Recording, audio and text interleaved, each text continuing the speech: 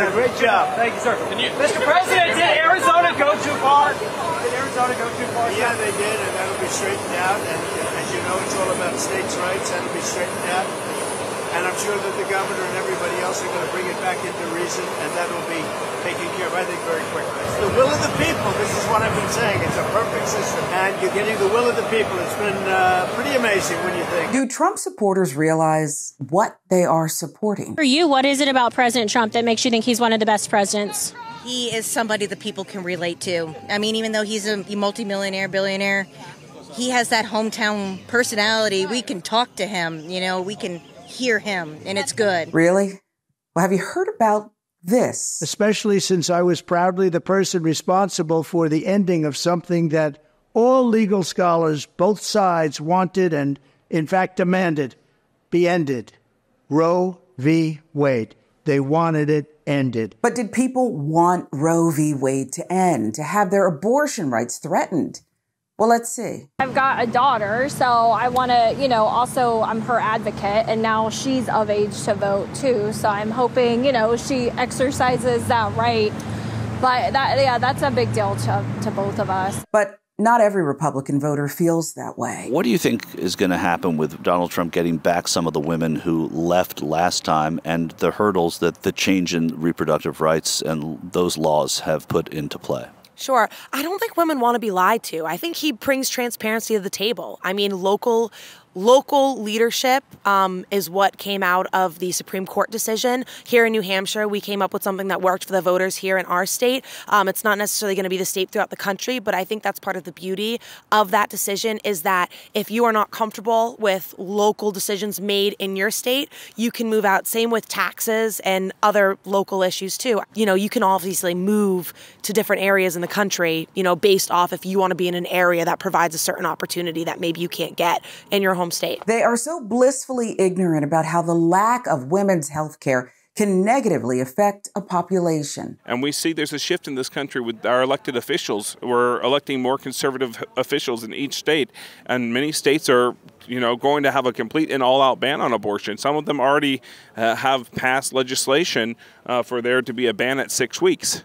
And that's by the time most women find out that they're pregnant anyway. It's murder. It's what's called infanticide, which is a genocide in this country of infants. What is it that you like so much about Donald Trump? Well, I'm Catholic, and I like that he's pro-life and against abortion. And my family grew up in communism. I'm actually from Slovakia, so they know how it was, and we don't want that lifestyle. That's why we came here. You know what I'm saying? President Biden is a Catholic. He goes to church every Sunday, and he's been consistently an observant Catholic. How does that wash with you with his Catholicism? Well, how are you going to sign for abortion if you're a Catholic? That goes against everything we believe in. So I don't really agree with his values. A woman's right to choose, is that important to you? Yes. Donald Trump doesn't believe in a woman's right to choose. Okay, but there are certain cases where I believe that a woman should be able to choose, but there are also certain cases where, that is a child inside of a woman's body. So I'm stand for both, but... Well, a woman should not have the right to get an abortion if she's 7-8 weeks pregnant. She may not even know she's pregnant at that point.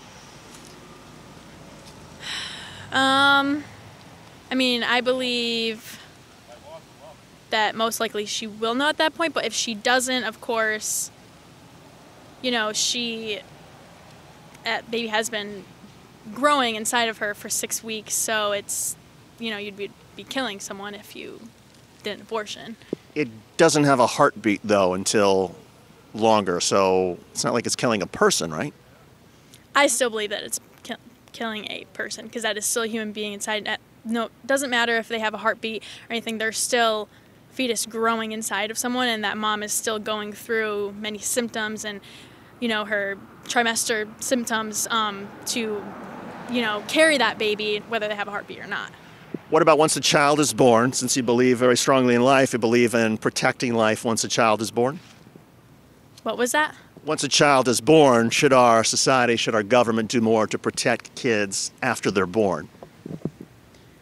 Or should a child or a baby be totally on its own with their family and no government help? I mean, it depends on the circumstance. Again, it's if a parent decides that they become a parent, they should be responsible for taking care of that child. Of course, there are certain circumstances where teen moms, single parent families, who I believe that they could use some assistance, but for the most part, it's like they're choosing to become parents, and they should. But it's not the child's fault if they're born to a parent who can't take care of that child or can't feed that child. It's not the child's fault, right? So shouldn't our government at that point step in and try to help? Yes and no. That's just what I believe. The continued doubling down on limiting abortion options, it has reached a point of ridiculousness far beyond even faith perspectives. Trump has captained this ship to failure.